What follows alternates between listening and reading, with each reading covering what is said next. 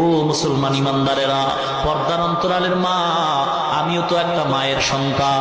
এ বৃদ্ধ বাবাজিরা, আল্লাহ সন্তান দিছে, আমিও তো মায়ের সন্তান গো। আমার মা বাবায় কত ধন্য, আব্দুল কাদের জিলানীর মা বাবা কত ধন্য, শাহজালালের মা বাবা কত ধন্য গো, হাফেজ কোরআনের মা বাবা কত ধন্য, মুসলমান ইমাম মুয়াজ্জিনদের মা বাবা কত ধন্য। ও পর্দার অন্তরালের মা, সম্মান দেয় না। ও মাগো মা, ইসলাম ছাড়া তোমাদের সম্মান কেউ দেয় নাই। বৌদ্ধদের ধর্ম করে দেখবা, বাপ মারা গেলে সন্তান ছেলে পাবে, সম্পদ ছেলে পাবে, মেয়ে কিছুই পাবে না। হিন্দুদের ধর্মগ্রন্থ পড়ে দেখো, হিন্দু ধর্মের আইন হইল বাবায় মারা যাবে, সব সম্পদ ছেলে পাবে, মেয়ে কিছুই পাবে না। ইহুদি খ্রিস্টানদের আইন হইল বাবায় মারা যাওয়ার পরে সব সম্পদ ছেলে পাবে, মেয়ে কিছুই পাবে না।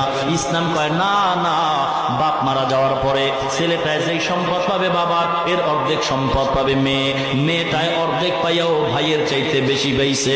এইটা বুঝার মতো মেমোরি অন্তরে ঢুকাও, কোরআন রিচার্জ করো।